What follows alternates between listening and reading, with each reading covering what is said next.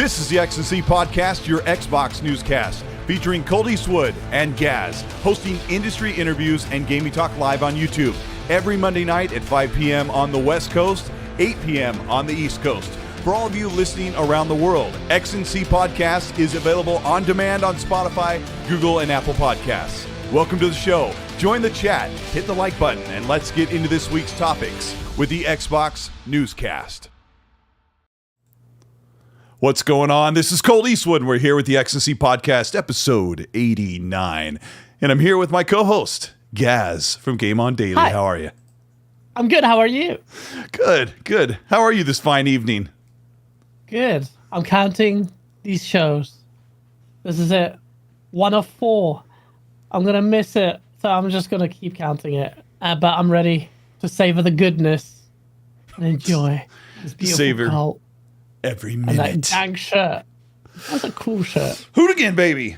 Yeah, it's going to be hard to see on camera, but with the mic in the way, but Hooligan. And shout out to the great Ken Block, and shout out to everybody around the world who's checking out the show. We've got, almost 400 people watching live. We are X&C Podcast. We are live on YouTube. We are also on demand at your leisure on Google, Spotify, Apple Podcasts, and our hearts and thoughts go out to those around the world who are going through things, especially those hit by the earthquake today. A lot of crazy news today, but we're going to get into some of the more upbeat, exciting news that we're happy to talk about. Is that right, GAAS? Yes, absolutely. We have some sauce. I feel like it's been a while since it's been just you and me, and I feel like even in this room it's like dead quiet, but I can hear the voices crying out in the chat. You can say hi to him, GAAS. Yeah. Hi, everyone. I see you do. Trot Hoggy Chatty. Are you still okay? Hoggy Chatty caused some beef on Go Live on Saturday when he said God of War Sales was pathetic. Oh, Hoggy, you're so lucky you're not on Twitter, man, because I was just like, I shared that clip. I thought it was funny, but God, that was crazy. But shout out to Hoggy. Shout out to Hargy. I gotta say, I was gonna text Hargy. He sent me like 5 or 6 party invites over the past couple days, and every time I am not on my Xbox and I can't get to him, and I was like, I just need to text him and say, bro, I'm not dodging you. I've been really busy. He sent me one like an hour ago, and I was trying to set up the show, but Hargeet's a good friend. But for those of you who missed it, he was on Go Live, and a little, I don't know, we can make a little bit of light out of it. He had an opinion, and nobody liked it. But Hargeet's a smart guy. He's a good dude. Some people support him, but yeah, I'm not one of them. But he's a great person. And shout out to Hoggy in the chat. We might bring it up a little bit later. We're going to talk about some of Xbox's financials briefly. But most of today's show, guys, is really good news. Well, let me read out the channel members and patrons. And one of my esteemed managers of the channel has been doing a really great job of getting everything honed down and smoothed out. So we can bring the entertainment to you in a more timely manner. But I want to give a shout out to Mark Carwell, KY Bob, Sasson Lupa, Jazzy Newtbox, Regan Fallon, Manic Master, Jason Lewan, Mo B, Matt Burns, William Lanza, Yodani Kizada, Nano Polymith, Suicide King, Robert Jackson, Lord Star Killer, Dante Moody, Betamax Dark, CMF GAAS, Fox Storytelling, Wreak Havoc, Fault Lines, Inner White, Devaro 2 Gaming, Remix Gaming, V Simco.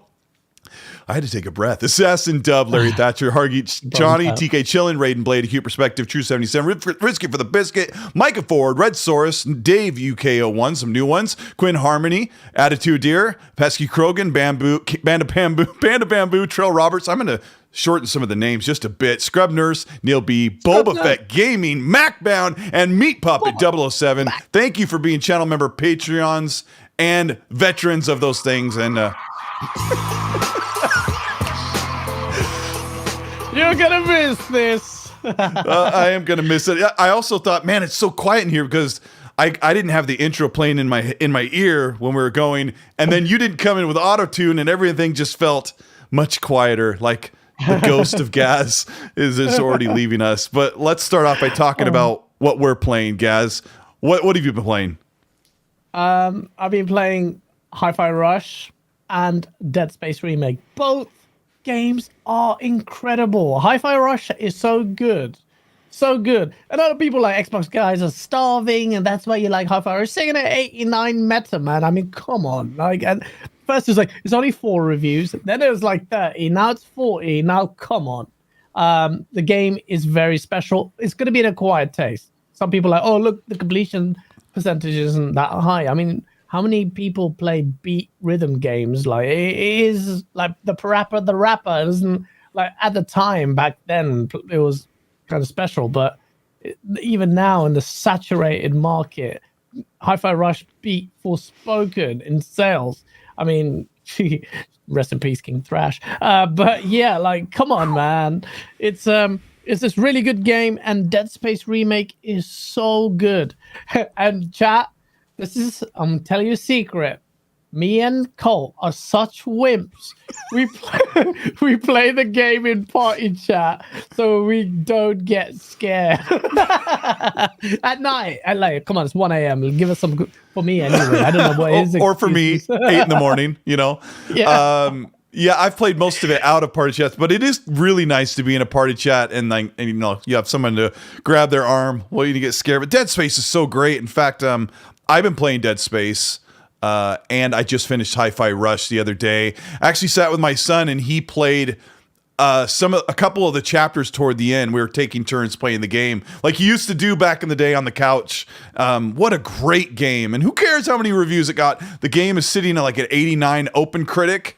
It's an 89 on Xbox or something. It's amazing. But Dead Space is the big game that everyone's excited about. Precursor to the one we're going to talk about in a few minutes. But let's talk about Dead Space, guys, because you were talking about some of the performance issues. Do you know kind of what the story is? You know, the power of the Series X. I've given up on that, so you have to tell me what happened with Dead Space and Power of the Series X.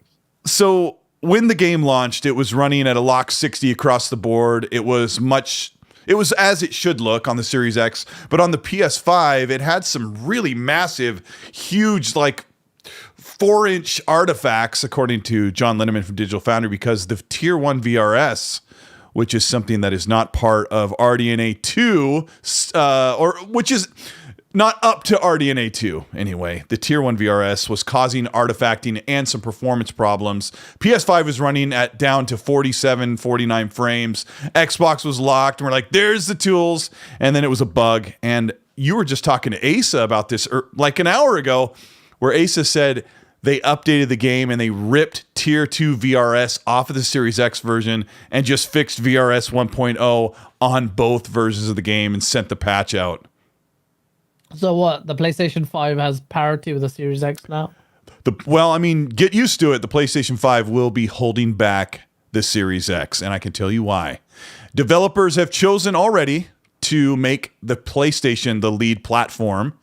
And what they'll do is they will build the game to look great on console, and then they'll use those same near identical settings with the Series X, which truly means that the Xbox will be held back by the PS5. And I've actually got a little bit of developer info to back that up for people who are going to get super mad that I said that. And I was talking to a developer that said, let me look for this right here.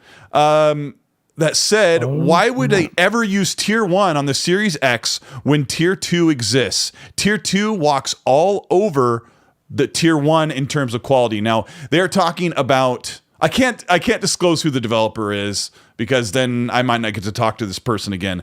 But VRS is variable rate shading, which is a efficiency feature, which, if I'm explaining this correctly, and I've made a couple videos on it, guys, and I don't want to bore anybody, but it chooses what to look. If something is in sight, it will render that at full quality. If it sees things are around the corner or occluded by an object, it will use an algorithm to say, just dumb down that information back there and pass the performance on to the overhead.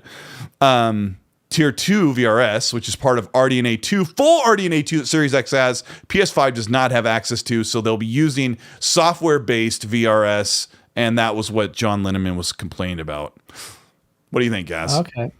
Well, then what does that mean? The whole power narrative is down the toilet because developers, like you say, are going to use the PlayStation 5 as the main console. That means it's completely wasted. That means that's it. So it wasn't the Series S, it was the PlayStation 5? Is that what you're saying? No, it's definitely not the Series S, because the Series S has access to all of those Tier RDNA 2 features, the full feature set. The problem is that if you're going to, and I'll probably do a video about this when I get more information, which I've been digging in and asking some leads at Xbox as well. If a game uses mesh shaders, which is an advanced way to render games, they're not going to build that knowing it's not fully supported on the PlayStation 5, because they're going to sell it on the Xbox consoles, the PlayStation consoles, and PC, and they're not going to build that knowing that it's not going to be on the PlayStation 5, or it's not going to work properly. So I don't know. Remember how we used to say it was the tools? It was the XDK. It's more and more, I'm starting to hear that Phil and the team at Xbox waited for full RDNA 2 features, that because the PlayStation is so PlayStation 4 Pro 1.5, and the PlayStation 5 makes games look amazing, and as the Series X should, and the Series S, which we'll talk about that as well. It's really and then techy. On top of that, and the Series X in many ways and frames is falling behind. So it's like, so despite the fact that Xbox had the most powerful hardware, even raw specs, RDNA 2, all of that's wasted. This whole generation, that's a fat L. Is that what you're saying? Well, that's a good point, because a lot of the cross-generation stuff that we're still in, even right now, a game like Dead Space is really a cross-generation game. Doesn't do anything that's beyond, that couldn't be done on a PS4 Pro or an Xbox One, right? Or PS4. So a lot of that future-ready stuff will be more advantageous for the Xbox Series S and X. But right now, developers are just like getting the game out the door, getting it to look great on the consoles, and... But that's just for multiplats. As far as the exclusives are concerned, we can obviously expect them to leverage. Yeah, but where's the Forza? Right. Yeah. But where's the comparison, Forza. If Gears 6... don't need a comparison. I mean, the comparison is Forza's doing ray tracing 4K 60 or whatever. PlayStation isn't on the same thing. Well, let's see the visual fidelity of Xbox exclusives versus PlayStation, because PlayStation have typically shown their games look better. So this gen, we should expect, hopefully, Hellblade and Forza will lead the charge. And I think Xbox fans need to demand that, because you paid for the most powerful console. You should if we take the L on multiplats because of the way development works and the tools and blah, then at least if you have a spine, then you should say Xbox. Not all games need to be visual, like mad crazy. Look at Hi-Fi Rush, although that's a beautiful game. It's really beautiful.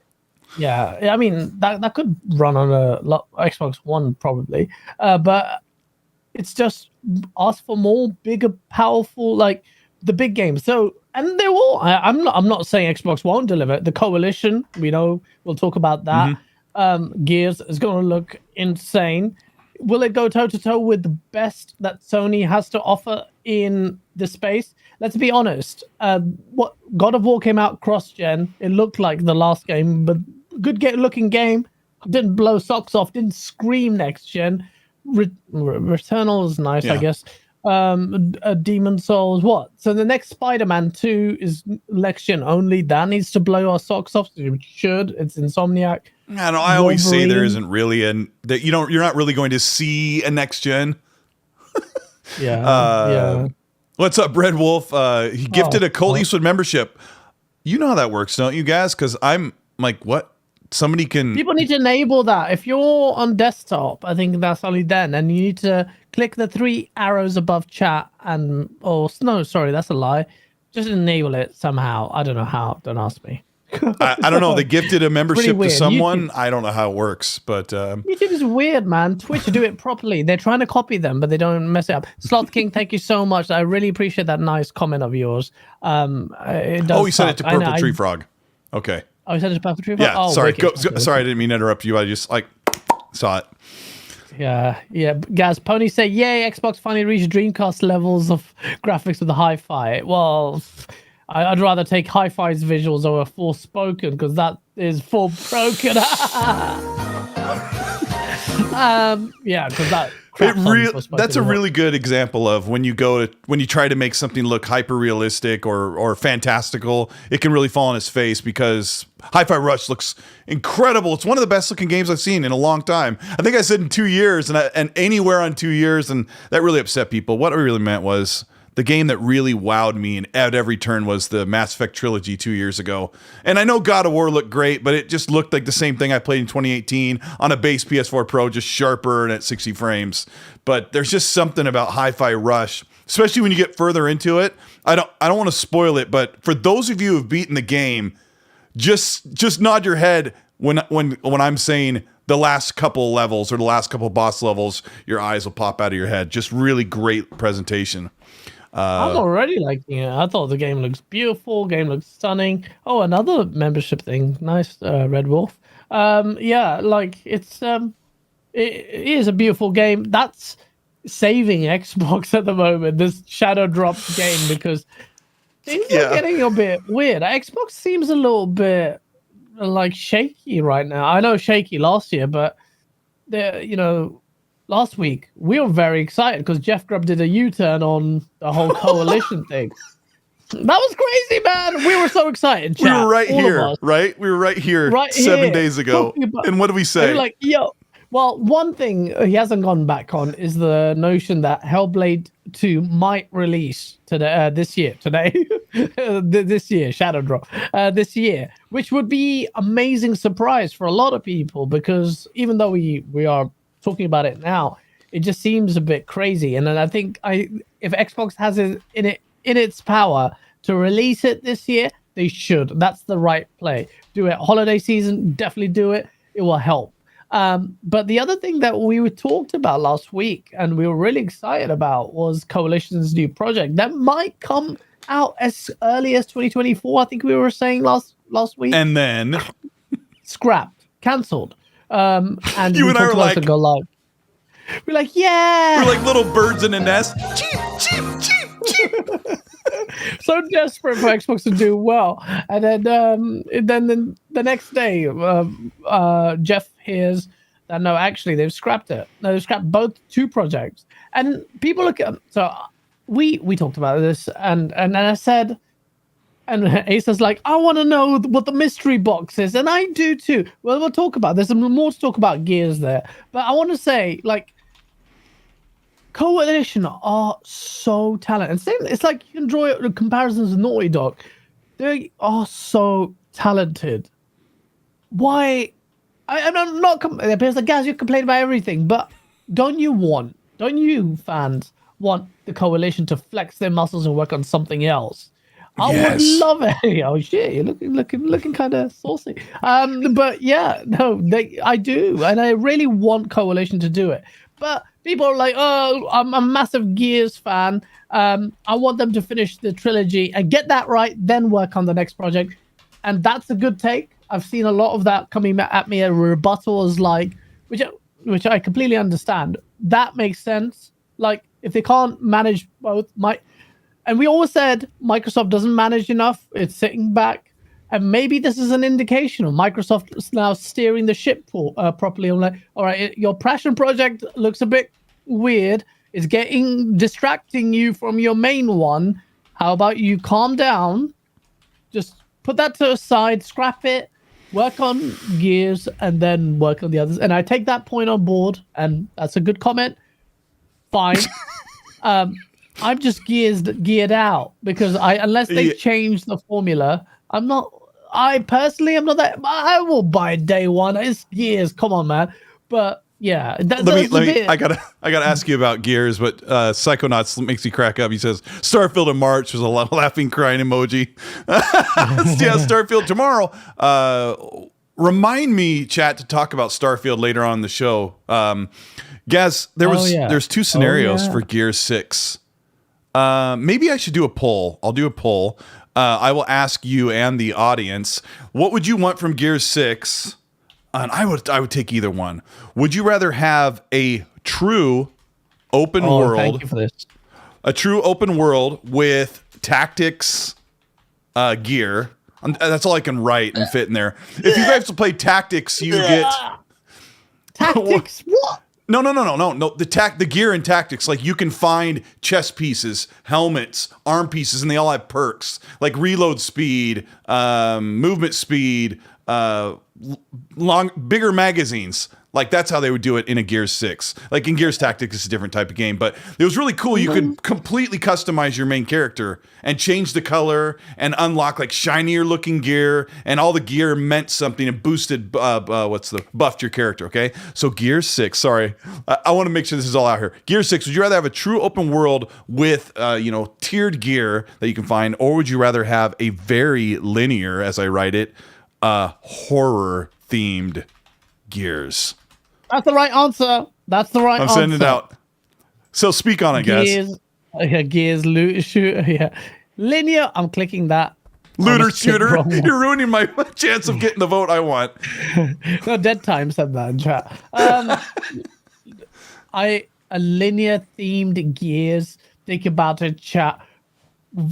Put the power of a Series X to good use. The CPU, all masses of debris, like you'll hear one-on-one locusts, even like fighting 2 locusts at a time is raw. They're massive feedback on your guns, up the violence, so like you have to proper get your chainsaw lancer in revved up, and then you feel the chainsaw go through them, and you have to navigate through the armor. Maybe have that as a intuitive game design. Don't just press hold B or whatever and just run into them and go or whatever trigger. Just go in and just cut them, make it really raw, gritty, and just really impactful with the bloody, what's it called, the Nasher shotgun just flying. I mean, that gore is still there, but like darken it down. Darken it down. The blood. Have you seen Crobat's comparison between Gears 1 and then how it lost all its depth? Like even the blood was just like, it got a little bit, not cartoony, but it just didn't have that depth. Make it darker, make it close, make it personal, make it scary. Like these guys are raw. They look butters, man. I was legitimately afraid of the Berserker back in 06. Berserker. Like legitimately afraid because it was a one-hit kill, and like nothing does that like a character, like an enemy like that. Absolutely. Let's see, they are 37% with the open world. I just thought about, for those of you that really liked Gears 5, like I did, I really enjoyed it.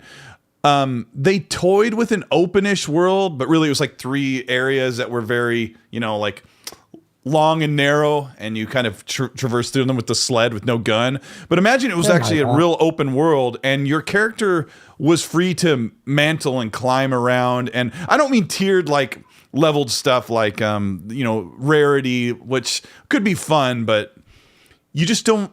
I always thought it would be great if you could get a perk for faster reload speed, or bigger magazines, or faster fire rate, or find guns that could be upgraded like that. Give you a reason to go out and like take out that village over there. I don't know, but the linear thing, which we've always had linear from 1 through 4, and the side shoots, right, guys? So Xbox really needs to like darken down that mature hallway, right? I think so, but and I'm finding it recently. It's hard for developers because you have very, very vocal, fragmented fan bases who want certain things. So if you talk about a linear Gears that we're talking about, a lot of people actually are very against it. So do it for a spin-off. Don't do it for the main series. I like it the way it is. I'm arguing with someone I'm not arguing. Well, I said Halo with 343. Just, what I'd like? They stuck their middle finger at all the fans and said, we know what we want to do with Halo. Let us build the game, and it will be masterful. That's the big one there. They need to have confidence in delivering that. And I've got Haley, someone on Twitter, is like, this is the brain dead take I want. And she shared, and her website bio has savehalo.com. And in it is, I pressed, it just had massive Sonic picture. We don't want sprint in Halo. And I pressed Control F and I typed sprint, and it was like 12 or 16 entries of sprint. And like Halo fans don't want sprint. And the reason I bring that up is you've got these vocal fan bases who just want them to stick to the old game. or what came before. And this is a challenge. And I think, and I will admire any development outfit that has a vision and says, no, I will build it the way we will do it. And I gave this example on Go Live. I said Denny Villeneuve, I grossly overuse this example now, but he is the director, the genius who made Blade Runner 2049 and Dune. And he just told everyone, it's like, screw you guys, all the fans, this Frank Herbert's book it gave birth to Star Wars. That's what you need to people who don't know. And he said, I'm building my Dune because I know it's the best vision. I mean, God. And if the 343's Pierre Hintze says that, all right, well done. This guy's got big balls. Or someone at Coalition, they're like, get your cojones out and say, we want this. We know what we're doing. We're going to do it. Fans, if you don't like it, we'll take the flag. We were saying, this is your beloved franchise. If it's not good enough, you can crap on our chest. But I believe in it. Sorry, you're going to miss this. But yeah, so like... Will I? Yeah. So let's... It's just... It's hard though. Like... If you're, it depends on the mindset, Cole. Do you think the Coalition really want to work on Gears? I'm just asking a question. Do we know? Do they really? We don't know, but Gears 6. I would think that they were working on that Alpha Point demo and it got completely canceled. So maybe they wanted to do something different. I mean, if you think about it, Coalition was built from some of the epic people that left when Cliffy B moved on, and then they wanted to prove they could make a Gears. And then when they made 5, they wanted to prove they could make it their own. I mean, we've heard this before, but in all honesty, really, Coalition hasn't really ever failed. I didn't even mean to bring this up. I don't know how we did. Hit the like button if you guys are having a good time. We got a whole bunch of stuff to talk about. How did we get into Gears? Oh, I think it was on the topics list. It's funny how that works, doesn't it? Let me read some supers. Harit Shani wants to smoke. He says... Not sure why people are taking what he said so oddly. I just expected a bit more from God of War Ragnarok. 11 million is still great, he says. But given the situation, he expected 14 to 15 million. Consider Pokemon came out at the same time, 10 million in 3 days. Now, let me play some devil's advocate for Hargeet. Because if I was on your show, I would have brought in just a little bit of sideways perspective. Let me find the tweet that I sent to Rand, because Rand was kind of arguing with me. He's like, what was he thinking? I was making a joke like, oh, because Hargeet said 11 million is pathetic, and then when he said that, everyone flew off the handle. That's the word. That's the word. So get this. Think it's okay. It's great. It calms down a bit. It's fine. Get this. When at release, Forza Horizon 5 had 3 million players, but they had almost 3 million players before it hit Game Pass. And that was how many people bought the $90 or $100 Ultimate Edition. And Rand says 3 million isn't 5 million though, because I said, well, what about this?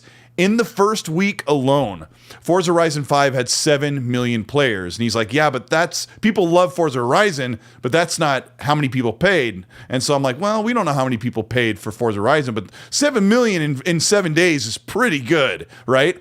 And so the point of that was, what if PlayStation said, you know what, we're going to drop our big bangers day and date on PlayStation Plus Extra, and I think they would rake in so much money, but the problem is they just don't have enough to offer to make it work, I guess. I don't know. Yeah. But, I mean, in terms of, Hoggy, your take was a bit off because you used Cyberpunk and you said, so what? It's a third-party game, but Cyberpunk is on PC and they've got the install How many did base they is sell? Huge. How many did they sell? And everyone knew. 2 years. After 2 years. They had big sales at the beginning, and everyone knew that game was big trouble at launch. Like, it was broken on console, it wasn't up to promise on PC, and it still sold. And it was like the most refunded game, and it still had big numbers.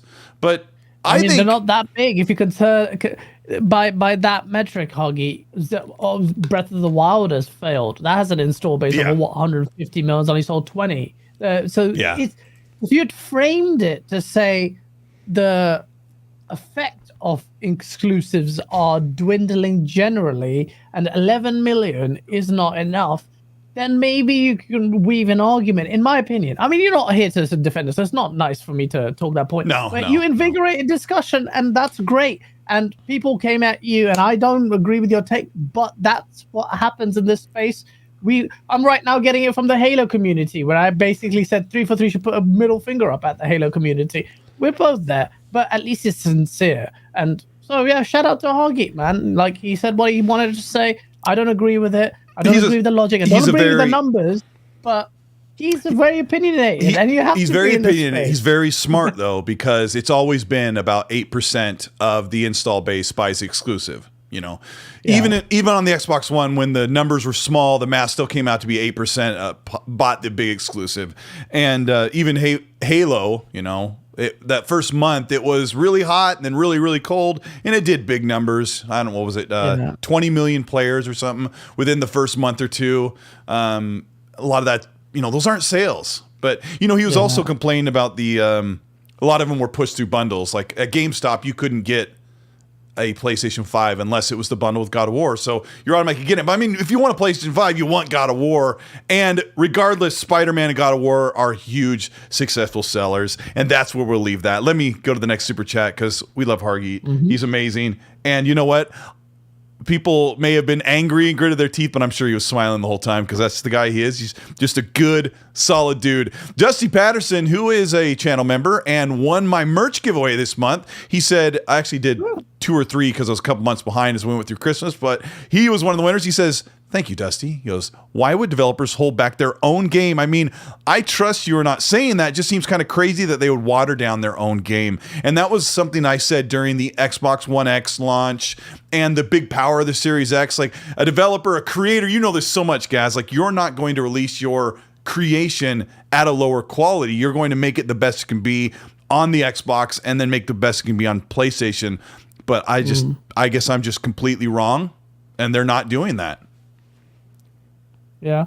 I mean, what do you think? I mean, you create a video and you take the time to make the widescreen format, you set the frame rate exactly how you want, and you unleash this video the nicest way it can look, but YouTube just compresses the crap out of it.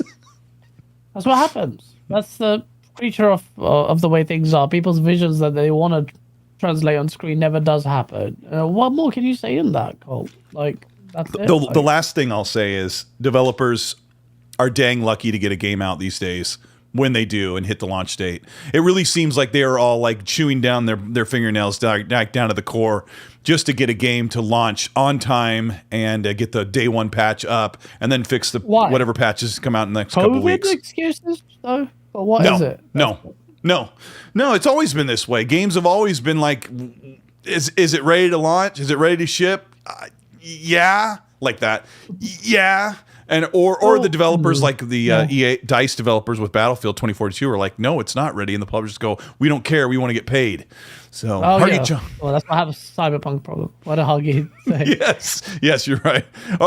When I look over here, just so you know, I've got a monitor so in real time so I can make sure that we're not talking over each other, and we will. How are you, Johnny? with the super says, I wonder if Xbox should have some devs on hand to help the major publishers take advantage of the features of the series consoles in their games. I think they do have a team that can reach out and help. I don't know much about that. Do you have any idea? Have you heard anything about that? No, I haven't. I've decided not to bug Jason Ronald too much. Yeah. He's a lovely person. He's so cool, man. He's such a nice guy. But yeah, no, I haven't heard anything. This whole point what Hoggy's alluding to is that maybe perhaps they need some pressure and help on board. And I think, and I hope Xbox are a bit more proactive there and making sure they're sending people out, because with Bethesda they did it with Starfield. They had and Todd Howard was waxing lyrical about the fact that they had whole teams of Xbox guys there working on it, and that's where the kind of hope with your excellent video a few weeks ago where you kind of weighed up the two things. Is it going to be 30? Is it going to be 60? Why would they send people out there? You know, Todd Howard likes 30. Microsoft may have mandated, well, no, we do need to leverage it and make it 60. Shut up, Todd Howard. Is that what the Xbox team was doing? They were like grabbing him by the back of the neck and saying, maybe, or maybe it was just polishing stuff. I have a feeling he's going to have pretty hold his eyeballs open. You want 60, don't you? Yeah. Yeah. And I'm expecting a janky performance on Starfield because it's so ambitious. But I hope they do that, and they have to comprehensively do that. I think it's a big L for Microsoft because they've decided with the tools and all of that 2 years on, the power argument has really gone by the wayside for Xbox. Unless when we move away, so when you shared that thing with Dead Space, I was excited, and I thought, and one of the things you said was we're finally going away from the cross-gen thing, and I'm like, is this really happening? Are we finally moving away from cross-gen? When that happens, then you're going to get more definitive answers on the power thing. But Xbox, you marketed it the world's most powerful console. Your Forza needs to bang technically. Starfield is your biggest IP. That really, more than even Forza perhaps, needs to perform well. Because Turn 10 have earned their stripes. Coalition need to do it. Turn 10's never dropped a frame. Yeah, it's true. And yeah, they're amazing. And yeah, look, I'm not saying they won't do that, but if they're struggling, let's just go ahead and manage that. So let's see. I'm not saying it's going to be bad, but Hoggy asked a good question. Shout out to 900 and flangs people in the chat. So let's see what they do. We'll see. It's just weird. This year we'll find out.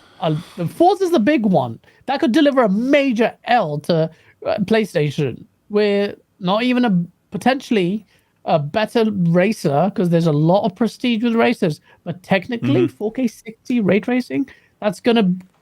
Can you imagine that Digital Foundry article? It is going to be weaponized rawly, and I'm gonna be there. Oh, that's the first thing they're going to do is they're going to pair it to Gran Turismo 7, and I'm going to do it. Hopefully they have all the clips of the cars like bouncing up into the air from Gran Turismo 7. That would be fantastic. Danny Passion Official, thank you for the super, says, Dead Space plays perfect on my PC. 4090 all day, baby. And then then he crawled out of his mom's basement. No, I'm just kidding, Danny Passion. Now, 4090, baby. What a huge card. And his house will never blow away because he's got that gigantic GPU holding down his PC tower. Magnus Sama, thank you for the $2, says, Sony's PS5 technical parity is holding back games. Nah, not holding back games. The developers have to choose what scope and if they're going to blow our minds with new features. Unfortunately, we're still going to see stuff that we've seen for a while, for a couple years, I think. I mean, when's the last game, guys, that came out that was like, oh, I've never seen anything like this before? Very good question. The Matrix demo. Yeah. Chat, help us out. Like, when's the last time you played a new game? You're like, dang, I've never seen something like this before. I've never had this on my console before or my PC. I don't know. It definitely wasn't Cyberpunk for me. Like, the character walk around like the Matrix demo was that. Like, despite the 30 janky frames or less than 30, it is so good that I still go back and take clips of it. It's so good. It's so good. We can see that potentially. Coalition helped build that, people. I didn't record much of that demo either because I didn't realize it would get yanked from the store. And I uninstalled it after like a couple runs with it, but I refused to uninstall it. No, good for you. Yeah. I wonder if I could still pick it up. I don't know how that works, but Nano Polymyth. It's so good to see Nano here again. Thank you so much for the 18-pound super chat. He says, gifting 4 more birthday wishes for GAAS's last 4 shows, or 3. Not easy pulling USA tunes from the UK, but he has done it with style and fun. Stay awesome. Oh, GAAS. Thank you, Nano. It's very, very generous of you. Shout out to him.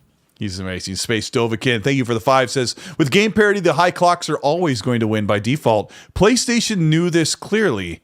Now, Space Dovakin's talking about the clock frequencies of the CPU in the, well, I guess you can't call it a CPU, but in the processing part of the PlayStation 5 and the Series X and Series S are nearly identical, but the problem is the PS5 smart shifts. So when it needs processing, the GPU, the graphics have to wind down to get the processing up. So normally we would see a lower resolution on the PlayStation 5, but we're not. So a game we're going to talk about in a few minutes runs at 1440p 60 in performance mode on the PS5 and the Series X. But I mean, sometimes I just feel like, guys, that's why I say that there will be parity that holds it back. A developer on this for the Series X version will go, it looks freaking awesome on the PS5. Let's do the same settings. Does it run great? Ship it. Yeah. I mean, can you fault them for that? I can't. Not in this day and age with spiraling dev costs. You can't do that. But if that's the case, that's fine. Let's bear that in mind going forward next gen. But still expect Xbox to leverage the power of their console to make it definitively shut up their competition. In this gen, I want Xbox to have the better looking exclusives. If it doesn't, and we're still talking about, I don't know, the last, whatever, Naughty Dog versus the Coalition, and it's still like, then it's an out. Xbox should definitively shut that down until you get mid-gen consoles, in which case that just muddies things. But let's see. I'm confident. I mean, Forza could absolutely destroy. Yes, this is cross-gen. That's Polyphony's problem. And Jim Ryan's We Believe in Generations. I don't care. Like, go kill them. Hellblade 2, wreck the competition. Unreal Engine, show them. Make sure Spider-Man even doesn't, even though it's open world, the excuses will be there. Doesn't matter. Still, Hellblade looks best. So, Coalition, Gear 6, destroy. That's going to be one of your best looking third person IPs out there. Coalition, scarily talented. Do what I said, which Special Nick copied. Make it linear, make it bloody, make it violent survival horror game. I've said it for years. That will change it. Change the formula like God of War did and make it. That gives you a lot of avenues to leverage the power. You make it more linear, but make it more bloody. People will love it. Gears fans will love it. Even the multiplayer, make it sick like that. It's gonna be mad. Go back to before Emergence Day. Like that's always been told in stories, and go back and start it over. Magnus Sama says Gears plus Elden Ring plus Battlefield plus horror. Yeah. I don't know. Like Elden Ring, there's one like larger than life enemy you fight in Gears 5. I want to see more of that. I want to walk up to something and go, oh crap. Amazing Neil's like, enough with the open world. So I hear you, Neil. I mean, I don't know. Yeah. Where's the good open world games? That's what, like, you want that when you get in the world, you're like, I love being here. And we don't get that too often. Amazing Neil also says, Gaz, we'll miss you, brother. I miss you too, man. Thank you so much, man. Really, let me read one more here. What's that? I'm sorry. No, sorry. I was just saying that. Shout out to everyone who I thought people were like, thank God he's leaving, but lost to the X and C, everyone was like, I'm gonna really miss him, and I was like, oh, that's really sweet. You guys aren't pieces of but it's very nice. I know I am, but that's very nice of you people. I read every single one of those messages, and I appreciate that. There was two people who are like, thank goodness Gaz is leaving, and can we get rid of Colt? Hargy Johnny says, Gaz, the only issue I have with that idea for Halo is that they did that already, and Halo Infinite never should have been a live service game. We're gonna move on. They didn't do that because they didn't have the vision. They didn't even commit to their own 10-year vision. They didn't have a single player content map. They literally were playing around with Unreal Engine, building games that they could have because they relied on contractors because the leadership was so bad. Gaz was right? Yes, please suck my. But yeah, look, it just it is what it is. It's sad, but Xbox's story is always one of struggle and striving, and something comes out of it good, and hopefully it comes good. This year needs to be good because it's looking a little bit sketchy in many ways. Yes, yeah. I mean, at this point, we try not to talk about Halo too long because it's just kind of just beating the dead horse. Team Pizza says, before Gaz leaves the show, we need a few more Gaz before from Colt. Let me move to the next. Let's talk about this morning the Hogwarts Legacy reviews. This will be short, but we'll talk about the Hogwarts Legacy reviews. We're good. And I guess, was there outrage? I mean, what's the story to tell with Hogwarts? Like, chat, let us know. Gaz, go ahead. Hogwarts. Pigwarts. Hogwarts Legacy is out. Americans love this game, man. God, you guys love Harry Potter more than we do, yeah? It make fun of English people all the time, and you lot love it. All of you love it. You guys, every time there's like beef in the Call of Duty lobby, it's like, oh, look, it's Harry Potter. Brush your teeth, fix your teeth. But you guys love Harry Potter more than everyone. You got Americans love it. And Team Slytherin, yeah! It's always the bad guys that people like. How about when we asked Rand, hey, what house are you? And he's like, I don't know. I go, I think you're Slytherin. He's like, me? I'm like, you are totally Slytherin. Rand is totally Slytherin. Rand is 1,000% Slytherin. Shout out to Rand. So, guys, are you going to load up this game and custom make a little baby, preteen GAAS, before you... Well, actually, you probably had to shave back then. I'm gonna make a baby GAAS. I'm gonna make a little troll Asian version of Slytherin boy. I don't know if they allow Asians in Slytherin. It feels like a little bit racist in the Slytherin team, but I'll try it. Such a bad Today's views have not been brought to you by the XNC podcast or GAAS alone. No. Slytherin aren't racist. I'm Slytherin, man. I know you are. Yeah. And you're Asian. I like them. So you got the golden ticket to go to Gryffindor, I guess. No, or Hufflepuff. No, I will play it eventually. Warner Brothers gave me a big FU in terms of review code. So why are you laughing? I'm just laughing at Hufflepuff. Was one guy's like, man, I can't believe I'm Hufflepuff. I'm like, you're totally Hufflepuff. Anyway, A2 goes, everyone is Hufflepuff. I can't believe I'm Hufflepuff. What'd you think you were? Nah, I'm Slytherin, man. I'm Slytherin. Not you. Yeah. Every day I'm Slytherin. But yeah. What's Fonz? What do you think Fonz is? He's in the chat. Say hi to Fonz. What house does Fonz belong to? Fonz is interesting. Fonz is interesting. All I know is Hoggy is Hagrid. He's not any house, unless Hagrid was in a house. But Fonz, You don't even like Harry Potter. Fonz, what do you like? I don't know what Fonz would be. We have a saying around our good friend Fonz from GameStalk Live. And if you're a child of the 80s, which most of you probably aren't because I'm super old, but there was a Mikey Likes It. It was a cereal commercial. And the grumpy kid, that's Fonz. He doesn't like anything until you shove it in front of his face. And then he tries it out and he loves it. And then he's the happiest dude in the world. We love Fonz so much. And shout out to Darth Vicious in the chat. Hogwarts. So are we waiting? You and I game share. I'm like, are we waiting until it comes out? Should we get early access? Chat, what he's asking is, Gaz, are you going to buy it? Should I buy it? I'm like, you can buy it. You can buy it. It's like a game of chicken. I'll have my wallet. I'm like, I'm getting out my wallet. Man, hold on, I'm getting it out. You're losing that battle. I've got a backlog. You're about to complete Dead Space. I'm trying to find my card. I bought Dead Space. You can buy it. It just gets stuck in here. It's like so hard to get out this debit card. Try it. I've got all the time. Go. Get out.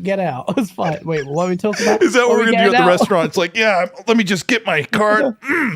Oh, man, I must have spilled something.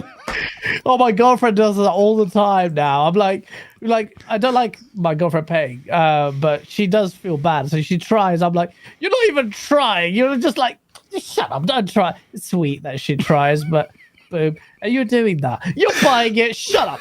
Can't seem to find my checkbook. Hope you don't mind if I pay in change. Yeah, that's going to be us at E3.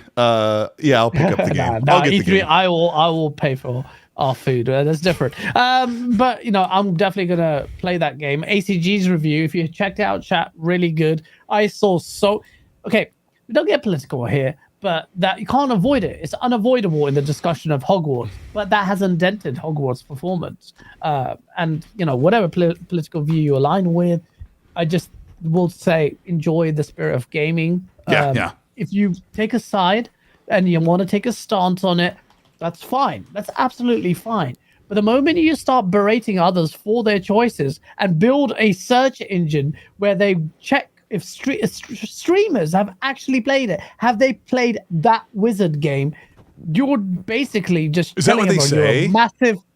Yeah, but there's a website. They built a website, enable people to search on Twitch if they've played Hogwarts Legacy. And then what they're going to do? Ban them, bar them. It's still your prerogative to do that. Just like it's our prerogative to say you've lost it. You've mentally lost it. Like, what are you doing? That's not how do you tactically make sense? You want to build empathy for your movement or your views or belief?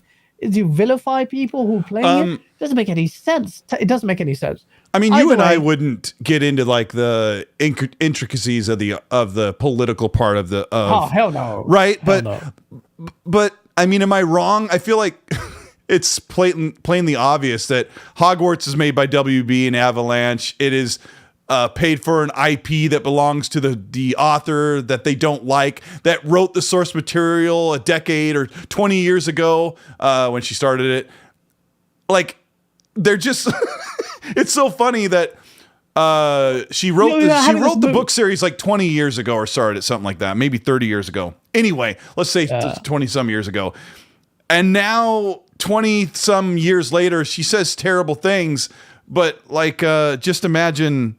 If Jedi Survivor, if George Lucas said some really terrible stuff, and you're like, I'm not going to support Jedi Survivor. It's like George Lucas had very little to anything to do with it, and the guy's already rich. Like, if you're worried about someone, won't take that stance, take it. But if you want to build this movement, it makes no sense, and you're doing it on your smartphone where you're guilty with a cobalt that goes into building these things. You're literally half the people in Africa who are dying. Have you seen the conditions people live in? And for us to have this, we're all liable for that. So and then you're crying about it on Twitter that's owned by Elon Musk, and the selective outrage just makes me laugh, especially as someone who's a Muslim. I have very strong views. Like no one cares about in my opinion, some major things, and here you're crying about it. If anyone has some excuses, like, come on. I mean, man. aren't there a couple of Harry Potter related mobile games that have already been released past year that they're not talking about? I feel like this is getting attacked because it's really super popular. It's transcended pre-orders. It's got really great reviews. So, I mean, Cass and my voice together are like, hey, go enjoy the game. Enjoy the game. If you feel, some people genuinely feel a certain way, that's fine. If you're going to go around berating others for playing it, good luck to you and see how that tactic plays out. I'm just telling you right now, it's not going to yield the results that you are. And I'll be honest with you, I'm very anti-woke. When I say anti-woke, I mean very anti-cancel culture and stopping people from having discussions. I'm not saying I align with left or right. I'm pretty squarely in the middle, in my opinion. Left in some ways, maybe more conservative than others. But I just like gamers, man. Let's just enjoy the game. Like, we have enough crap to deal with. You're going to be giving us grief for playing bloody Harry Potter, Hogwarts Legacy, Wingardium Leviosa. You're bad. Like, Linguicio Linguini. Yeah, man. Like, the controversy has helped the game. So well done, people. You've just probably helped it put in the radar for a lot of people. Now they're going to play it. Let me buying it. Let me put a fork in this conversation by saying boycotts never work. They never actually happen. They always say boycott, and no one ever actually boycotts. Maybe three people. I boycotted Destiny 2. How did that work out? Boycotted because they had no PvP. One of the highest selling games ever. Yeah, I think it was. Yeah, you boycotted it. Special Nick in the chat says, Coalition could make a linear survivor horror Gears game basically look CG. Pre-rendered, he means, and he's absolutely right. And it's also his original idea, not GAAS's, to do this. He says it would be I'm just kidding. He says it would be bonkers, but I did see Special Nick talk about it on social media. I didn't see you because I don't follow you on Twitter, but Fonz is saying he's buying the game just to piss people off. Well done, Fonz. He's such bad. He's Slytherin. The answer is there. It's confirmed. No, I mean, Fonz has the hugest heart of gold. Earlier today, there was a pretty big, heated argument, and Fonz jumped in, joke after joke after joke, cracking me up, trying to break tension. He's an amazing dude. Shout out to Fonz and his Games Talk Live show. And force him to do 5 questions every week. I'm telling him, dude, you got to do it every week. It's a lot of work. You got to do it. People love it. Swindifra says, Colt, is GAAS undercover when he's here or not? Undercover? Undercover pony? Maybe? Oh, maybe. He keeps thinking I'm a pony. Like, GAAS, showers with goodness. Talk about Ed Boon. What did Ed Boon have to say just recently? This is just happening on that. It just got me very aroused. Just he is toying with us, this man. He just basically is alluding. So a lot of people, there's like, by the movement for Killer Instinct, and this Ed Boon, the guy behind Mortal Kombat, he's just like really getting into discussions of Killer Instinct versus Mortal Kombat. This game idea that everyone really wants to have. One, it's latching onto the Killer Instinct hype. There was a whole movement. A lot of people want Killer Instinct, the next one. But Killer Instinct versus Mortal Kombat, Ed Boon, just make it happen. That would be insane. Ultra violent, stupid, crazy. And, Microsoft, why would you not help this man build it? If it's exclusive as well, crazy. Fund it. Fund Mortal Kombat versus Killer Instinct. It would be huge. Phil Spencer, go there right now. Chat to him right now. He's not going to turn down the money. He's not going to turn down. I'm convinced, if that's not already happened, if Phil made a pitch, he doesn't have to make a pitch. Ed Boon is talking about it on Twitter right now, retweeting it. He literally said this. He said, "Read it." He said, "Look at this. That's like, don't toy with their emotions." He was telling this guy made Killer Instinct versus Mortal Kombat. He goes, put the logo so we can see the KI and Mortal Kombat. And he goes, nice. Hashtag MKVKI. Hashtag confirmed with a K. Just like, who wrote that, bro? Ed Boon. Oh, jeez.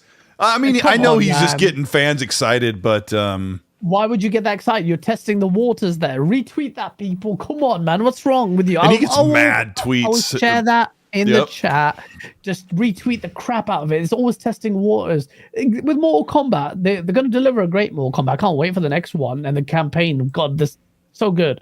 But Killer Instinct versus Mortal Kombat opens up so many opportunities for story, for gameplay ramifications. Imagine the Ultra versus, and combined with the Ultra Fatality. Ultra Fatality. Your freaking reply. GAAS's reply to Ed Boon for all the world to see was, bruh, you can't tickle our testicles like this. Nonchalantly. Killer Instinct versus Mortal Kombat, Ultra Fatality. Basically a brutality on crack. This is how GAAS speaks to the father of Mortal Kombat, and I love it. Yeah. I love it. Come on, man. I love it. That would be amazing. That would be amazing. Please make it happen. Please. Yeah, I mean, it could be a pipe dream, and we've talked to people about Killer Instinct being like just totally hibernated, and it's just something that needs to happen. I think Phil said things about wanting Killer Instinct just to stay alive, so you just got to get the right teams to do it. Hey, some actually good news thanks to Xbox News on social media says, quote, Fable is already in a playable state. Playground Games producer VJ Gill says he is, quote, preparing and facilitating regular game playthroughs and build reviews with key stakeholders, close quote. Well, so, okay, that's very positive. It's playable. That can mean a lot of things. What did you ask me today? Didn't you ask me about that? I'll ask you that right now. Same question, Colt Eastwood. Tell the people, when do you expect this game to be released? To release. I love it.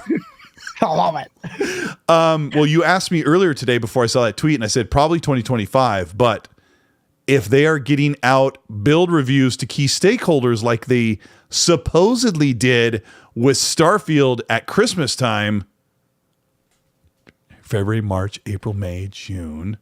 Oh my gosh. I mean, that could be, depending on how the build is received with key stakeholders, aka Xbox leadership. Gosh dang it. 2024. I was spring or fall 2024. Now, I would have told you if we would have continued the conversation when you asked me about when you, because you just messaged me this morning and go, when's Fable releasing anyway? And I said, probably 2025. And then we moved on to, I love it, I got ADD. I would have said further that probably means we'll see what the game looks like at E3 this year, and it'll release an entire year or longer after that. Like the gameplay would be in 2024, the game would release 2025. But if it's in a playable review state like Starfield was in December, we could be seeing Fable as miraculously early, and I hate when I say things like this, when it's not true. People are like, you lied to me. We could see it. They really do, guys. They're like, why did you lie? I know. Well, the other day, they're sharing a clip from like over a year ago on this podcast where I said, I'm hearing it's quite possible that right now the Series X and S consoles are slightly ahead of the PS5. And it was during the time when they had massive chip shortages. They couldn't make any PS5s. Yeah. But what it ended up turning out to be, I think PlayStation was still ahead, like 500,000 or something. But so that didn't end up, you lied to me, you lied. And of course, it's not an Xbox guy saying you lied, you know, because that's the person to be upset. It was the PlayStation guy. Why'd you lie? You lied. If Forza for some reason doesn't look better than Gran Turismo, they're going to be sharing my tweets where I said, rest in peace, Forza, as they should. Yeah. But if it doesn't, I'm going to... So raw. I'm going on... Brace yourself. Forza, I'm going to be so insufferable. Every tech thing. But if it does lose, I'm just going to hide Twitter and go on holiday. I'll just uninstall Twitter for a week. I went on tangent, but if it's in a playable state right now, that would mean, I mean, honestly, it could mean if a game was ready, it could actually release at the end of the year. But we've always felt like Fable's 2024. They're definitely showing it at E3 then. There's no excuse not to show it at this year's E3. Yep, you're right. GAAS said it, not me, but I'm right behind you. 100%. Matt Booty's I was going to say getting us too many sexual innuendos today. He's getting us excited. Titillated is titillating. That was what I was going to say. But it's not titillated. It's not that bad. But he's been titillating. You only get to say it 3 times. That's the limit. He's breastfeeding us. No, he's been telling us like, oh, I wish I could show it to you last year, but Fable could, but they couldn't. So just show it this year. You have to show it this year, bro. They've been talking about it for ages. You had a CGI trailer 3 years ago. It's time to see it. If it's in a playable state. 3 years ago? Oh man, it was. So I would expect to see at least what the game looks like. Not like, maybe not a big gameplay reveal, but what I was going to say is it could miraculously release in the spring or early summer next year, but it's probably going to be a fall game in 2024. But I was not ready for that. You know what else I wasn't ready for, guys? We learned today that Call of Duty has a full-fledged, full release game coming in the fall of 2023. Did you know that? They were supposed to be skipping this year with an expansion. What is it? Yeah. Oh, yeah. Let me see if I can find it. It was Call of Duty. AJ goes, GAAS is going off to Thailand to find his bride again. To visit his bride again. Oh my god. Okay. Is that confirmed? Is confirmed that they're releasing this game? I don't know where I saw it. It was like an Activision post or something, or somebody posted something from Activision or about Activision, but that's what I heard. I know where it is. Hold on, let me grab it right here. The Game Awards, Jeff Keighley's account. Activision says it's planning a, quote, full annual premium release in the Call of Duty franchise for this fall in 2023, which means if the ABK deal doesn't get blocked and thrown on the garbage, Xbox is going to have a massive Game Pass game that you don't have to pay $70 for. So... the deal's looking a little sketchy right now. Like EC's saying no, FTC or the CMA are being like, yeah. Oh god, it's such I said I called it months ago. It's gonna go like this. It's not gonna go. Then it's gonna look like it's really gonna fail. And then it's gonna come back, and then boom, it's gonna go through. And the day it does, more revenge, more because that's such a big morale hit for Xbox and for Xbox fans. The sustained watching this is just like, and it's a post stuff on Twitter, and it's just like, this sounds crap. Let's move on. But yeah, Microsoft is facing pressure now. There are some key dates approaching right now, and Microsoft is. By the way, if Xbox is gonna give up, we'll find out very, very soon, and they might do. Because they will be mindful of the fact that they'll have to pay these penalty fees contractually to ABK. Yep. So we'll see. They can go either way. But if Microsoft dare pull out of ABK, oh my God. In fact, I don't think my anger will be enough. I think the community... Chat, let me know if the ABK deal falls through. Or no. Let me know if Microsoft decides before the summer, if they pull away. Will you be mad at Microsoft? Because you damn well should be, because no way on earth Microsoft had the appetite to fight, but it didn't. Definitely the answer is one way. I'm inducing you to give that answer. And the correct answer is Microsoft does not know what they're doing. How dare they pull out? Well, what was that? There was a regulatory thing that passed like 2 weeks ago or a week ago, where people are like, oh, maybe they don't have a stranglehold on big tech. I can't remember what it was, but I don't know. People are still 50-50. Dan DePash Finishel, thank you for the super. He says, I want Gears. It has always been my favorite Xbox IP. We want Gears as well, but we wanted to see Coalition make something that would blow our faces off that was brand new. And it sounds like Coalition wanted to. But Microsoft's like, I don't know. It's a bit too early to blame. We have no information whatsoever. One, Microsoft could say, just do it. Two, the Coalition pulled the plug and said, look, we've been helping out, all these studios with their game State of Decay and this. We can't do this. We've got to deliver Gears. Let's make it the best Gears. If it's going to be the super GAAS linear version, go for it. And then they made the call. Maybe the Coalition have earned their stripes, man. They will have a lot of pull in the back rooms with the higher ups. I don't think it'll be very easy for Phil Spencer to go in and say, stop. So I'm not saying that it's not Microsoft's fault. It's a bit sad that the prospect of a new IP from the Coalition has gone for now. But like I said earlier, like the people who brought this point to my attention, I take it on board and I agree.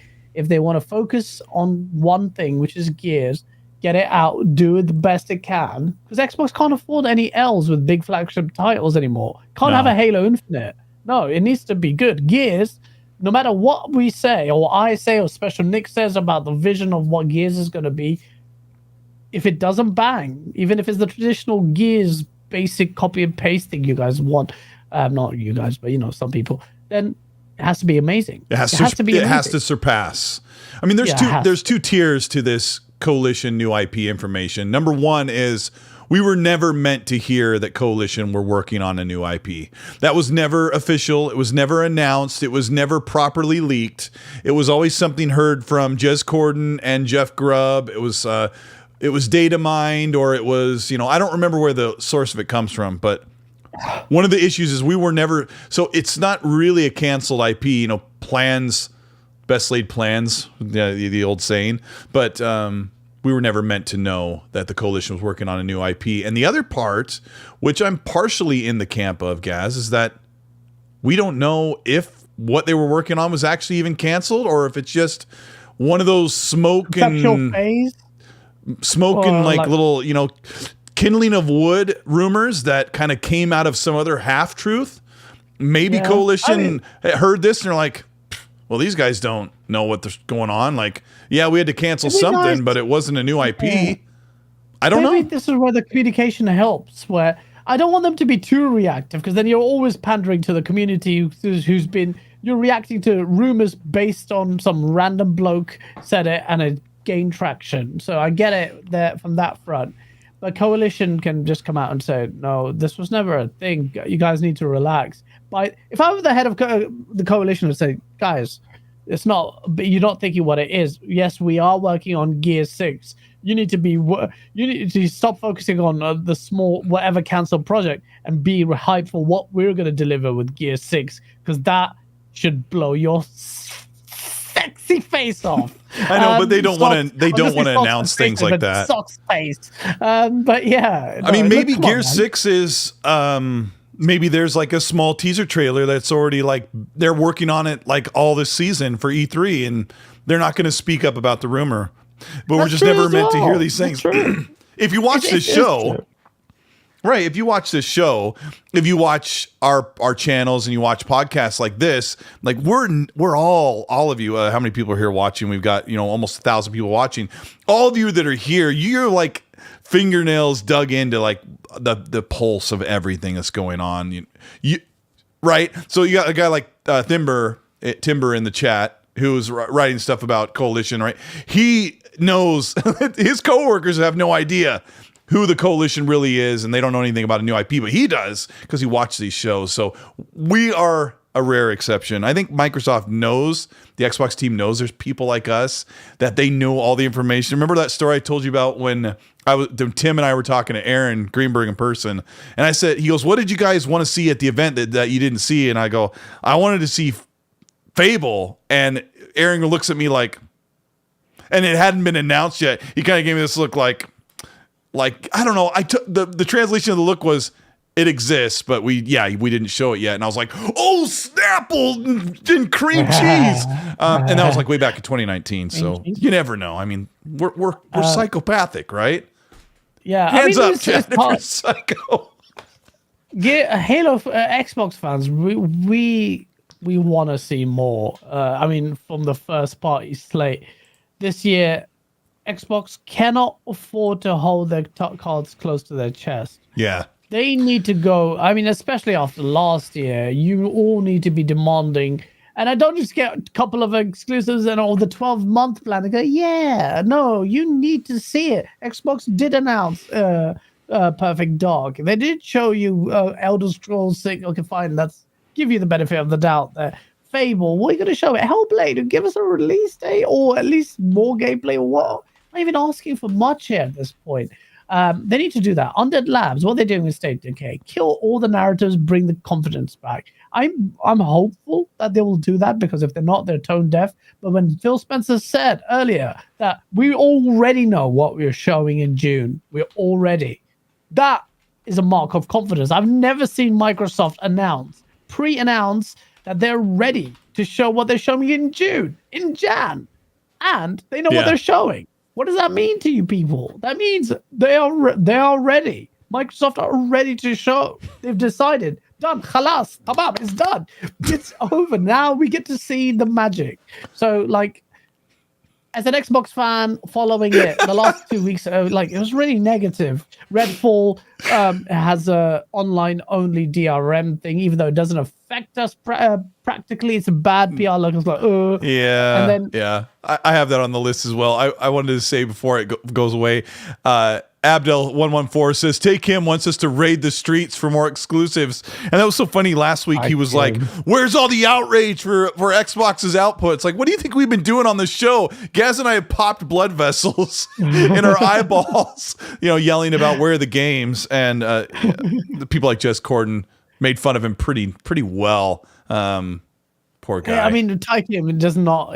Tycoon would give blood to watch Xbox die. That's different. Forget Tycoon. Us Xbox faster, really stronger, burn it down. There's blood. And on that note, Redfall. Let's see what I'm really. So someone linked me an interview with someone. I think actually went hands-on with it. Shout out to Bavari. And it sounds like the guy's like, don't sleep on this game, guys. Which is what we've been saying. Redfall is pretty looking special. 7 million views on TikTok. Sadie Boyd, one of the environmental artists that you and I tried to get here on the show to interview, that she was under G14 classified, super Fort Knox lockdown. It was about to come on, and then literally 1 hour away, and then Harvey Smith, who's been on the interviews, this guy's amazing. He's like, what, who, what? You're going where? Colteastwood. That guy? No. But they had just announced Redfall, and there was no way they were letting somebody come on and just talk about. We were going to sneak in some questions.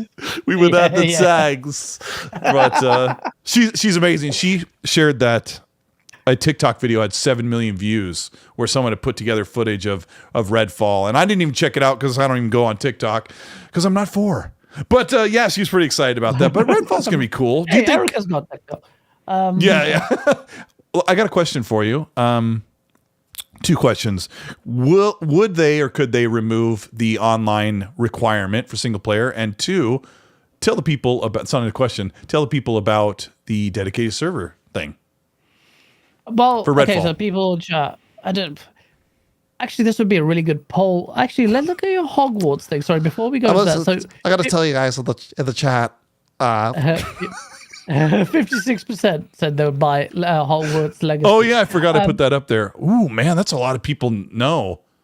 Because I don't think they're taking. Well, I assume it's not based on them taking a stand on it. It's just not careful. No, yeah. If you get a second while we're talking, just write in the chat briefly why you're not interested. Why are you not buying? I mean, I'm not super chat, excited. I don't know, guys. You and I are probably the same. Yeah, I mean, I get it. I'm the same as you, but if I'm not dying, but I'm excited to play it. Can you just tell us why you voted no? Like, if it's because you're taking a stand against the game, or it's because you're not really a fan. Well, Tuggernutt goes, I'm not a fan. Yeah. And I imagine most people are the same. But with Redfall, and just to explain, so despite the fact that it has a single player component, the game requires you to always be online in order to access even the single player component. And DRM, that's what it's called. It's been weaponized in the online space. Naturally, why wouldn't you be? Because people came at Gran Turismo 7 for having only a DRM. I probably made fun of it because PlayStation were so anti-DRM with the Xbox One gen, and here comes Gran Turismo, and with microtransactions and cross-gen and all of it. Come on, I'm going to make fun of it.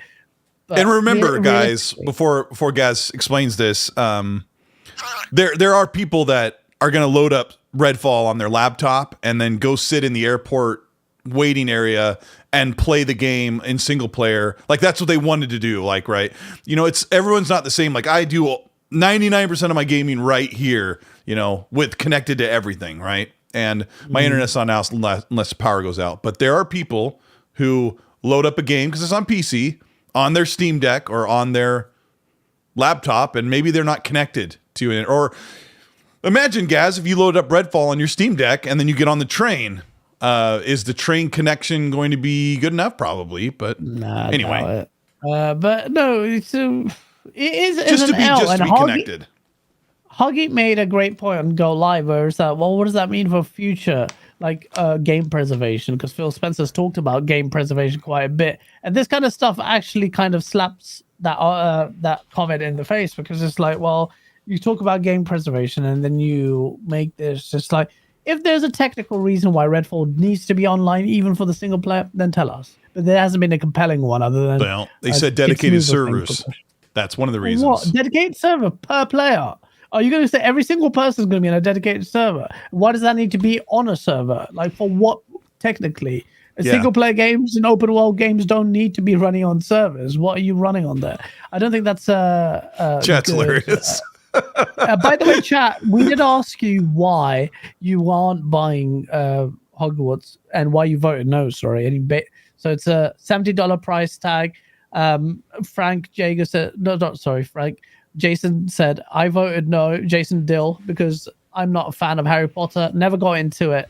And someone said in chat that they're not going to pay $70 for a watered down release of a full price Janek L. I'm not going to play a stripped down PC version at full price. And I don't know what that means, but for the price is a big concern. $70 is a lot of money, man. So yeah, especially if you're not a big fan. Player says the gameplay looks boring. Fair enough. Everyone has their own reasons. That's fine. It's good to know what you guys think and why you're not buying it. But yeah, Redfall. Look at you staying on topic. Yeah, I'm trying. Leave a good impression of the last 4 shows. I just want to be Slytherin, Gary. I was going to say, look, Redfall, practically, who isn't online? Whose console isn't online? And this is the same argument that PlayStation guys can raise. But Onox Alex made a good point. Him and I were messaging each other about it, and I said, "Is this really a big deal, or is this outrage because it goes against principle?" And he's like, "No, it's DRM. It's proof that you own the game, and it's not needed with a single player game. You already have DRM in the Xbox store. Like, you buy a game from Xbox, you bought it. You really don't have to worry about DRM. It's just something that Redfall is using across all the platforms they're going to be on. They're going to be on Steam, Epic, Xbox." and whatever devices, are connected to that. So they don't want people to steal their game. And the anti-piracy thing is just like an excuse, I guess. But it's not a good one. It's not going. But the issue does it affect right? Us? I don't really care, other than like console warring on Twitter. Practically doesn't make any difference to me, and I will not play this game single player. I hope not, because I told you, like I said it on XNC the other day, this game is primarily, I don't care what Ark and Austin say, they give you a buff for it. The game is obviously designed to be played ideally co-op. They even say it. They say it. Ideally, it's co-op because, you have different heroes using powers in tandem. By the way, if you're playing single player, you will not get other heroes, even CPU-controlled ones. So you're just going to be on your own. But you want to use the purple chick with the flying thing, jump it, use sniper, combo some stuff. It's made for multiplayer, man. I really need to teach you manners. Be respectful and not call her the purple chick. Her name's Layla. Bad headache, Layla. Yeah, sorry, a bad habit of mine, just saying women chick. I did that with my girlfriend. She slapped me. But yeah. Somebody in the chat like an hour ago said, "GAAS has a girlfriend." I'm shocked. Yeah, she's not from Thailand. Before anyone says it. GAAS! Like, you went to Thailand. Did you get a girlfriend conveniently? Let's move on to something a little more happy. Did you see the Dragon Age Dreadlock? Hold on. Dreadwolf. Dreadlocks. I whip my hair back and forth. Did you see the... I whip my hair back and forth. Did you see the Dragon Age Dreadwolf?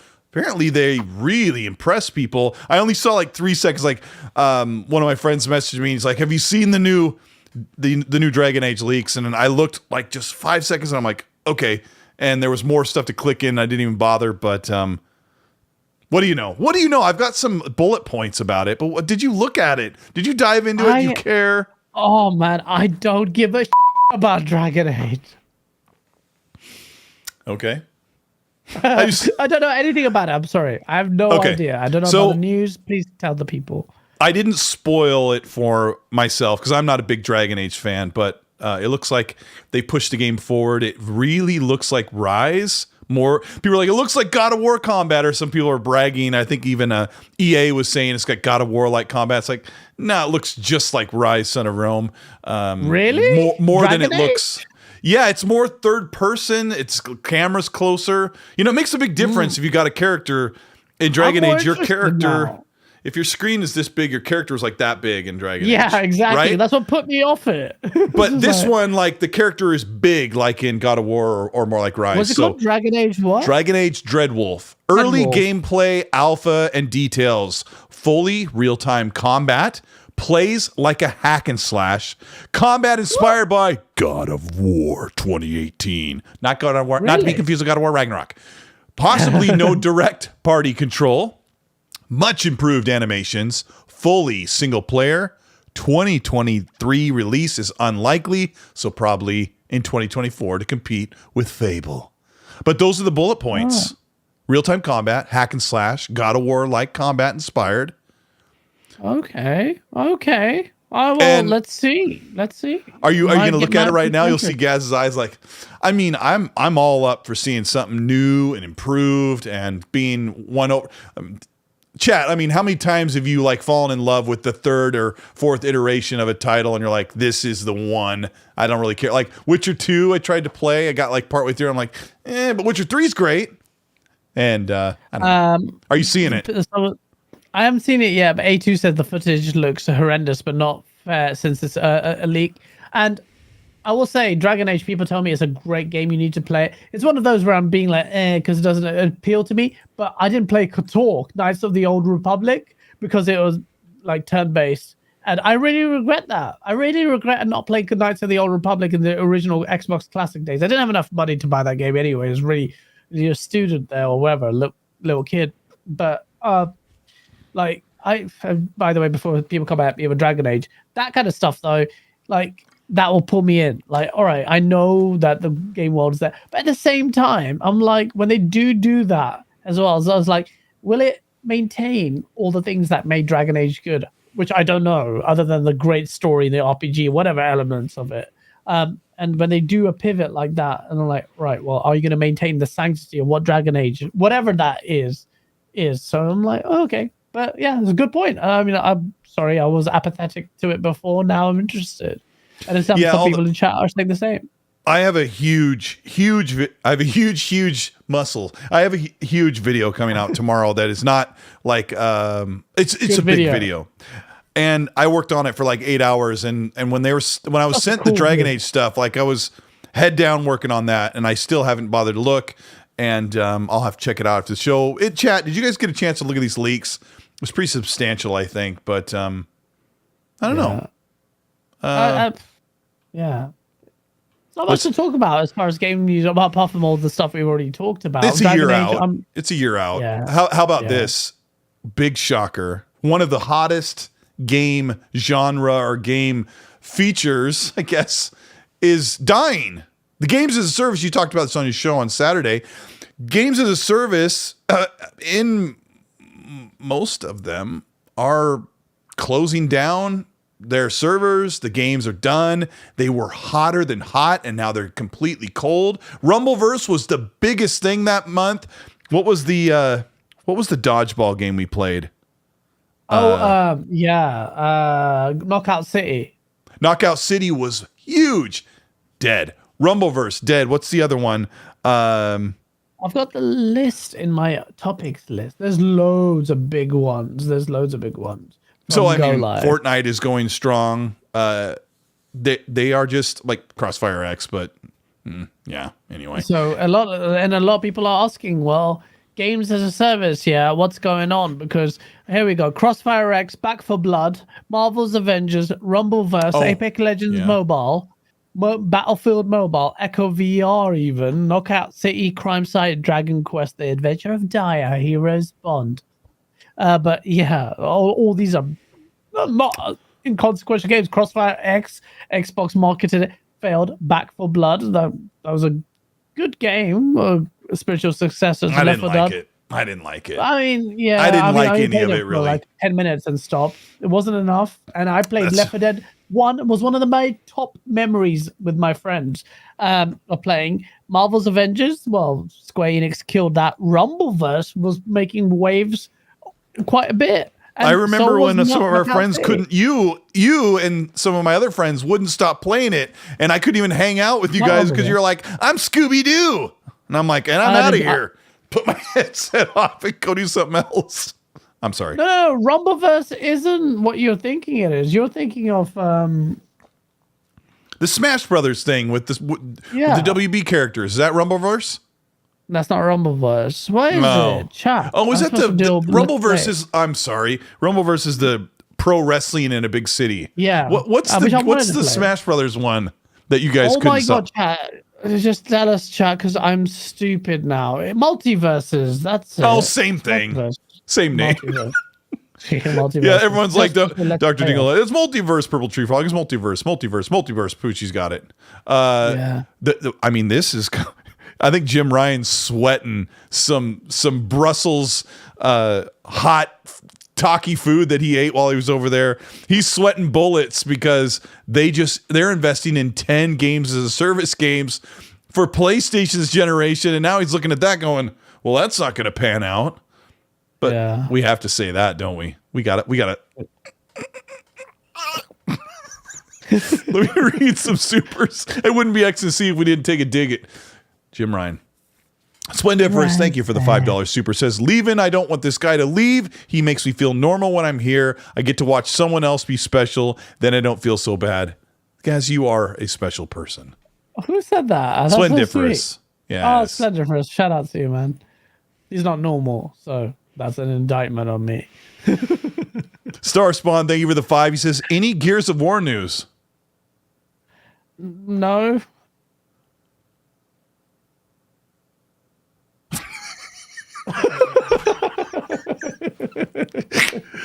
I feel like that subtle nuance of comedy doesn't work on a show where I'm just have this frozen look because people just think my camera locked up. So it doesn't work. It doesn't work on a show that routinely has problems. He's like, I'm just watching it stream. It looks so funny. Well, it's just funny that he said this a half an hour ago, but obviously he sent the super like right when we got into the Gears talk, and so I'm like, any Gears of War news? I'm like, yeah, rewind 20 minutes. But yeah, shout out Star Spawn. I'm just kidding. You're a cool dude. Johnny Sins with the Canadian $2.79 says Colt confirms Fable coming Q1 2024. You lied to me. You lied. Here, I got to get my debit card out real quick. Do it. My Harry Potter, like Hogwarts Legacy. Yeah. I'm gonna get Hogwarts Legacy. Let me just get out my debit card. Get it, Gaz. Can you get it? Can you get this one? I'll get the next one. I'll wait for you. It's important that you get your debit card out, your wallet, man. You can't function without it. I'll just wait for you. Don't worry. And so will all the 900 people in chat. Hold on. I'll just buy it digitally on my. Oh, the number's expired? Let me just get the number real quick. I've got all the time in the world, man. Take your time. That's going to be it. Either you're at the restaurant, you're like, take your time. Dude, I'm going to let this food settle. You just get your debit card out. I'm not going anywhere. Purple A's 4564 with a $5 super. Thank you, buddy. He says, I'm hoping WB we'll get a dev to make a good Superman game. Hopefully Xbox will make it exclusive, but what do you think it will take to make such a game? Probably a miracle, but WB/Monolith are working on Wonder Woman. I said a bunch of times, Phil, just go buy that. Just go buy it. Wonder Woman. No one gives a damn about Wonder Woman. But Spider-Man, Superman, I'm working on a video similar to something like that. So shout out to you. After my next video and the source video, that one. I mean, Superman has the most potential to fall so far on its face as a game. Like, I don't know, like, but there's potential as well, like, to do well. But it's hard. Like, conceptually, Superman is like so hard. You can't die. Controversial. Like, you can't die. You could, but imagine if you bust through buildings. The tech is there. It has to be next gen only. Can't be cross gen. Just put it on the Crackdown engine.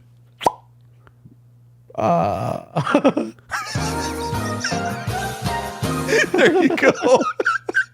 You're like bust down buildings, and they show you the dev build of it, the alpha build. It's like Crackdown 4.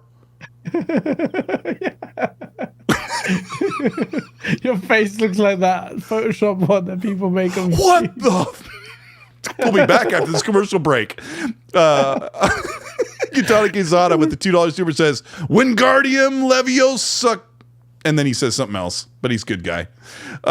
Driftwood. What did you? I can't read it. Driftwood with the $2 super says, Baba Booey, Gary Del. I don't know if I can say this, but because it's like sounds like an old Howard Stern reference or something. But I don't know. Gary Del. What are you talking about, Driftwood? I don't know. I don't get it. Dude, you got a Dell. Screen name says, thank you for the super. Says, how will the customization be in Redfall? Pretty good, I think. I think you can customize your weapons and upgrade them. And there was a lot in that breakdown that I don't remember exactly because I didn't make a specific. What do you remember? I mean, you can upgrade your weapons. The game also, like, you will discover new weapons with specific traits as well. So you don't want to hold on to the same weapon for too long, but when you do pick a nice weapon, hopefully the game will have this meta of, upgrading the right kind of weapon. That's the kind of depth you're going to get in Redfall that you didn't think you would get. I didn't expect that. I didn't expect that kind of level. Depth you're gonna get from the game. My nose is blocked. So I sound really weird. Just love it. That's what you sound like. It's really, really blocked. So I was just trying not to clear my nose live. Yeah. Over 60 games have been found tagged for Ubisoft Plus. That's not even a segue. Over 60 games have been tagged on the Xbox for Ubisoft Plus, which is a over 1 year promised feature coming to Xbox, another service you can subscribe to and get to 60 games you've probably already played and completed on Ubisoft Plus. But I don't know. Not a fan of Ubisoft games unless they release Beyond Good and Evil too. Yeah. I mean, I got somebody sent me alpha or preview build of Skull and Bones on Xbox, and I signed the thing, and I never got anything back. But they apparently want to give me. It'll give you and 5 friends access to Skull and Bones, and I don't think they can get anybody to actually sign up because I don't know, that game just. I think I really like Ubisoft though. Yeah, I know you. I know you're a big fan of Ubisoft stuff, but I think Skull and Bones is going to be a big L. They thought it was much better than it was, and when the people played the alpha, they told them it is terrible. What are you doing? And how much time will they take? And Yi Gilmore, whatever his name is, literally is now attacking Ubisoft. They came back and the Ubisoft staff countered, and he apologized. They're refocusing their efforts on the big titles that they know will make more money. So your Far Cry's, your Assassin's Creed, and I don't think Skull and Bones is gonna be one of those. It's gonna be really badly, and they'll tentatively push it because they've invested so much money in it. But if it does pleasantly surprise, great. But I expect it to be a pretty poor game. Or wait for the reviews because I think this is one's going to be bad. I tweeted on it because my friend worked on it, and people didn't even know last year that they were still working on it. I said, "Hey, development's going well," because my friend said it was going well, and they thought it was going well. And then they showed the trailer, and then they said, "Here's the alpha. It's all going great," and everyone played it. I was like, "It's a load of." Not wrong button. Wrong button. But yeah. No, that works. It actually works. I mean, the game doesn't look. The visuals are okay. What if the game is really enjoyable, but it just doesn't, in a gameplay presentation, it just doesn't really maybe do it for you. It could be one of those games that has the depth. But it looks sometimes like a Ubisoft game. I don't want to compare it to Sea of Thieves because that's just dumb. But this just happens to be a coincidence. But when I see the concept of Sea of Thieves, I'm like, no. But when I play with my kids and we just go out and sail the seas, we have a really, really good time. But if I showed you that on a stream, you'd be like, okay. I don't know. I just feel like Skull and Bones just doesn't have that wow factor, but maybe it's really enjoyable. Otherwise, they would have kicked it to the curb a long time ago. But they're really holding on. They've invested enough in it. It's in that state where they can either say goodbye to millions expended or just churn it out and hopefully make some money. They stopped me, says, "Stop, Colt, you signed an NDA." I haven't even gotten the game yet. No. He's talking about having applied for it and not getting it. So yeah, no, I didn't apply for it. I got the invite and then I signed up and told him my gamer tag and the platform, and then I've yet to receive the here, download the game, unless I don't know where it is. So he says they will come for you. Well,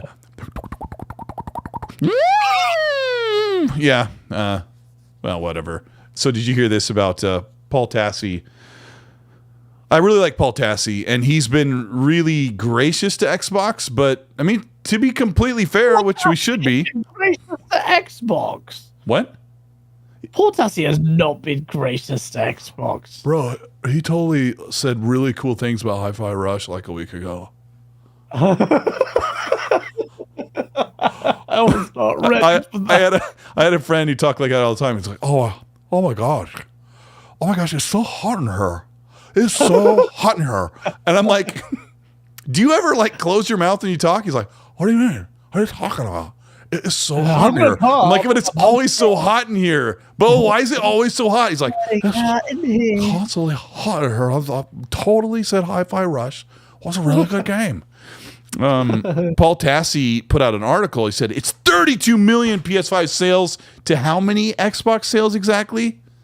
And everyone went into a frenzy. And I said, Paul, but Paul, Paul, just love it. I said, Paul, the PlayStation 5 is a required console. You don't need an Xbox. You don't need a Series S or a Series X. The Xbox says, you want to play our games? Go buy a PC. Go use your mom's PC. Go use your phone. Use your tablet. Use a Kindle. Apparently, you don't need it. Sucks to be Xbox. XNC? What do you call it? PNC. PC News thing. I'm going to call it the Tablet Newscast. Play on your Kindle Fire with Xbox Game Pass. Come on. I don't know, man. Like, Xbox's performance on console hardware, I get it. The end goal is to make it sub-service and you can play Xbox anywhere. but it's still console hardware sales, Colt, are still an important metric to me right now and where we are in the industry to gauge success at the moment. We're not at this stage where Xbox has hit mass market appeal where everyone is playing xCloud. xCloud is very barely mentioned. I don't know how many they haven't released. Well, actually, Microsoft released numbers and they had almost 100%, 200% growth last year, but off what? And that's not the numbers I saw. Or something crazy. But I don't know. I think hardware is still important. You shouldn't downplay them, is what I'm saying. It's still important, even for Xbox. But in the grand scheme of their strategy, it's way beyond that. But PlayStation is killing it, people. You have to understand, they've got massive stock now. PlayStation is doing very well. Xbox needs to get up. Needs to get up out of bed and just really kill it. They need to have it. This year's make or break for Xbox. How in the heck is Xbox this year? Say again, or say the rest. I was going to say every year you hear it's make or break year for Xbox, but this year for the entirety of this gen, and PlayStation is picking up momentum, Xbox can knock the wind out of its sails to slow it down, at least to stop it from a 2-1. I don't know what that is. Are you like holding a hamburger? I need a really good cheeseburger. I didn't eat anything after. I'm starving. You're like this. Xbox really needs, well, Xbox needs some games.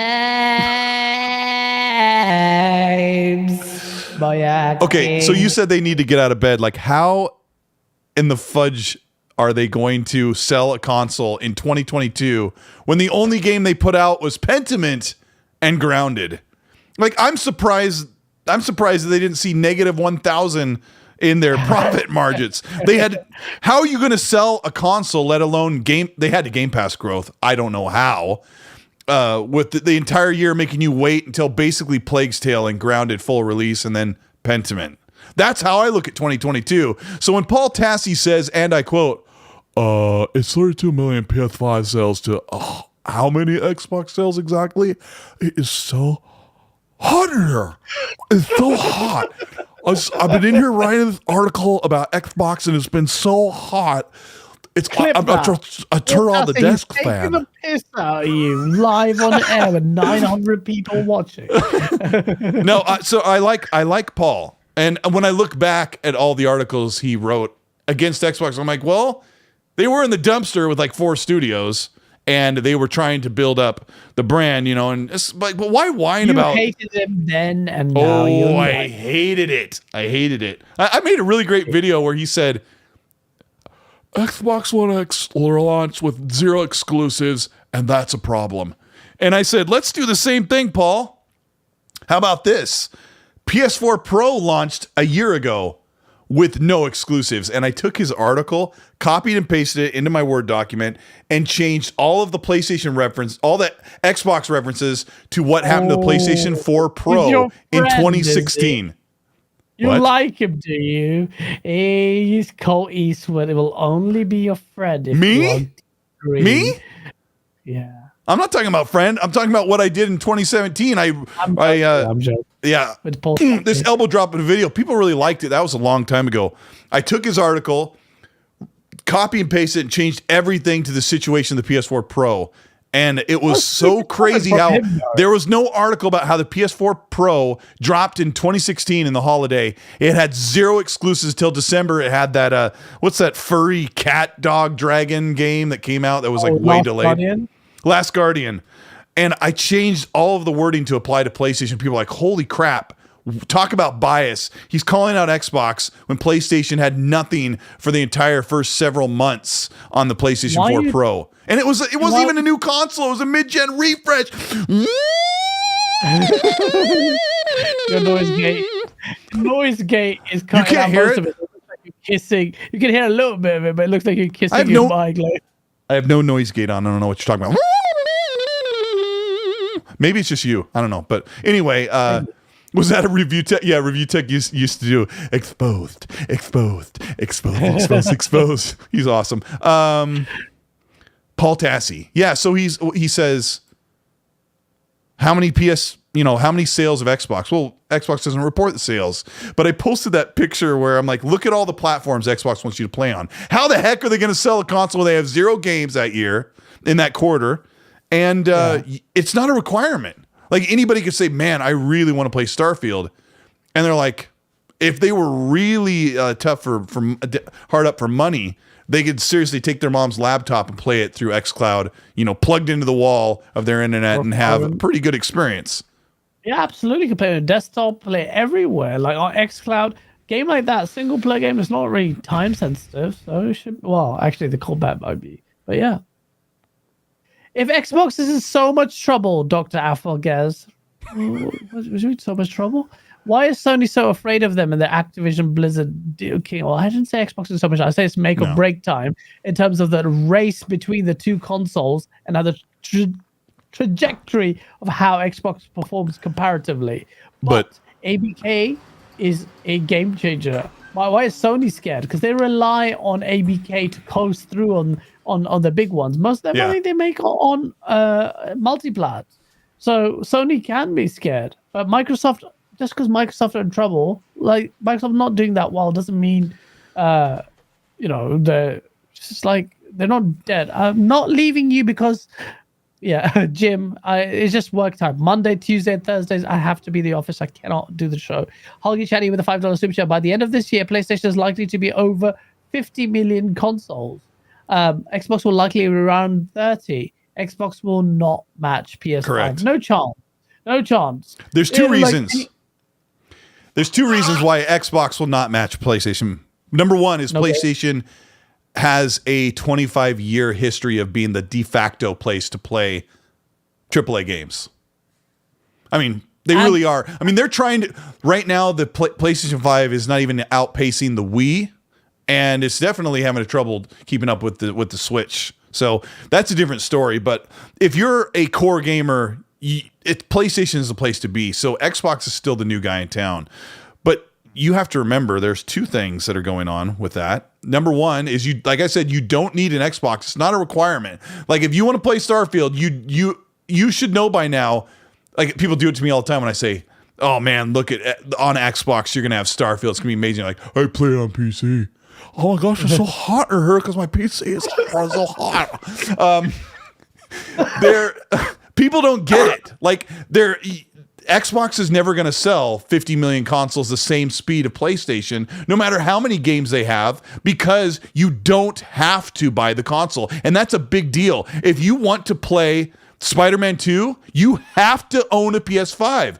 Because it's not, unless you're going to wait a year or 6 months, you have to own one. So it is a requirement as a core gamer to own a PlayStation console. And that's really how it is. Now, the other part is Yoshida and Phil Spencer both said console sales is not the metric to measure success. And I've used that quote so many times. The other funny thing about it is right now, PlayStation's making money off their PlayStations. They're making a profit. They hiked the price while they were making a profit. Xbox is reportedly losing $100. So why on earth would Xbox hope and pray they can sell as many Xboxes as possible? One, maybe people give me more consoles you sell, the more people that are on it. That's not how it works. You buy one console, you have 1 to 4 people using that machine, buying games, subbing to the service. It is so much better for Sony and Microsoft for GAAS to buy one PlayStation and share it with his brothers, share it with his sister, share it with his dog. And they're all buying games because they're not making a lot of money on an Xbox. They're losing money. So it's better off for me to buy one and share it with all my family members, but we have our own because, whatever. But that's the reality of it. And Hargeet's right. They'll never sell as many as PlayStation, especially at this point when Xbox came into the generation kicking great and then kicked himself right between the legs with the Halo Infinite and no games in 2022. And raise an offering. Yeah, absolutely. I was hoping you would say the second part. Like, if Xbox were to stand any chance of beating PlayStation, they would need to have got the early years right, and they didn't. They got some bits right. Game Pass was building momentum, but Halo didn't do what it needed to. We didn't see the first-party games. It didn't even have a launch title. And that's where Xbox lost the chance of disrupting PlayStation so much. Game Pass will still be the disruptor. The plan has been delayed, but it enables PlayStation to profit off the momentum they built up. They conveniently did the price hike when the stock was available. That's really bad. I also think Xbox is going to raise the price of all the consoles. If it's $100, they're losing on per console. I've heard. And they've done it in Japan. You've heard. Okay, well, that's a fat L for Xbox if that happens, which I think it will happen because Phil Spencer's kind of alluding to it. But, counter I think it's that coming. I think it's coming, and of course, you and I will complain. Why in the heck? The console's supposed to be subsidized. I don't know why they're losing reportedly $100 per unit, but they're not going to sit that long that way. They're going to raise the price $50 around the world. I would bet on it. They're probably going to do it next year. They'll probably wait until they get their big game out. They'll probably wait till Redfall comes out, or they'll wait till after E3, and they'll say L. It'll be an L. Yeah. Jim's right in the chat. America They have as to raise well. prices. It sucks. And we're sitting here celebrating the industry that is our favorite hobby in the world, and they're making more money than ever before, and they're laying off and closing down more things than ever before. It sucks. Who was this? Moya Kong says, need my autotune, GAAS, need my doses, and you did give him a little tune when you saw that pop up, but yeah. I think that's it's going to be an L when they raise that price, but they need to announce the family plan. They need to put all that focus into Game Pass. They need to get the freaking console banging on all cylinders, guys, and then everything will be good. So we'll save some of the. What's that? Yeah, I have one more. Let's see. Yeah. So sorry. Go for it. I have one more. It is quite possible. Oh, it makes me so giddy. It makes me so happy, just like Frank Kent is so happy to get his comment removed by Happy Bomb. It makes me so happy to say that it is quite possible that Starfield's Developer Direct event could be this month. Oh, yeah? Ooh. Does that mean it's coming out in March? Oh, no. Yeah, I mean, I have heard that maybe they could be readying that event for this month, meaning February. Maybe the end of the month. Oh, wow. Maybe the end of the month, and then a big deep dive, and then maybe that game really is June. But, Jeff Grubb really backed up on that, and I don't blame him. He says something confidently on a podcast with 30 people watching, and then he was doing Rand and Jez's Patreon-only podcast, which is limited to people that are in a certain tier. So he says something in like a smaller audience thinking it'll be okay, and then the next day, as it does, it blows up and it starts popping up on news articles, and he's like, whoa, because that's how this stuff goes, right? Your source tells you something, it blows up in the public, and you're like, you burned them. Yep. I don't know. I found that out with the one instance I did that with Fable. God, that was horrible. It's not fun. It's not fun. Who cares? Who cares about insider stuff? Especially Nick does, but he's an absolute prostitute. But I'm just kidding. I'm kidding. Hit the like button. We should have a lot of likes by now if you were having a good time. I hope we were putting on a good show. Hope we were putting on a good show for you guys tonight. I narrowly missed a lot of the release date. Like, you think Starfield release when? Have you changed your mind? I'm mostly leaning toward June, but then, like I said last week, if it needs a little bit of something, they'll just wait till September. I mean, September is really. Jim says Colt spreading the Marcher propaganda. Too funny. I'm kind of leaning June, but I mean, September seems like the right thing to get everything right. But I forgot what I was going to say before that. I don't know. I don't know. I mean, Starfield has been in the hands of some people since December, right? So like they just need to polish and get it right. That's why I don't actually know. I'm pretty confident it's not gonna come out in March because they haven't even advertised that damn game. It's like, come on, man, you need to do some major stuff. Have you seen PlayStation? PlayStation going crazy. Have you seen the stuff they're doing even in Saudi? Like massive towers of like PlayStation, normal PlayStations that look like a tower, but everywhere, massive like obelisks like adverts. What's Microsoft doing? Redfall. Have you guys seen Redfall ads? Have you seen it? I haven't seen it. Not on TV. Nowhere. I haven't seen it on TV. I haven't seen it anywhere on YouTube. Everything. I can't see a single Redfall ad. What's going on? Spend the money. Quit being cheap. Spend it. But it's like, the budget is reduced because they're laying off people. It's like, yeah, that was another topic that I didn't put in the list. Like that was something that VGC was reporting on based on an assumption that they're going to pare back E3. But then again, I didn't even decide to even talk about it. But my video tomorrow is about Starfield, and some people in the chat are asking us to talk a little bit about Starfield before we finish up. But you can't show the game at the end of February and release it in March because like I said, you need a couple of months to 4 months to launch pre-orders and everything. And I think there's going to be a Starfield Series X, and I'm going to buy it. Are you? If this might offend people. I think, and Hargeet really likes it. I think the Halo Infinite console was just not good looking at all, and so I didn't buy it. Really? I didn't think it. Yeah, I didn't like the look of it at all. No, so I didn't even bother. It looks like it shines up and stuff. I thought it looked like. I don't even care about that. I like my hardware. Pretty simple. I'm not like a lot of gamers who like collect toys and stuff. That's a bit weird. Same. Yeah. I don't like that. I like it's like cool. Make it look like a studio. Make my gameplay look nice and like quick. I like that's nice black consoles. I've got the PlayStation with the black Dick Wingbats. What are they called? Dick Wingbats. D-brands. I've got in fact I've got a black entertainment center, black soundbar, black system, black computer. Like everything just looks low key. Like you and I like the low key thing, right? Everything is dark here. Like look at you moving the camera. Put it down a little lower. TV is black. Yeah, bring it back and put it down lower, and lower.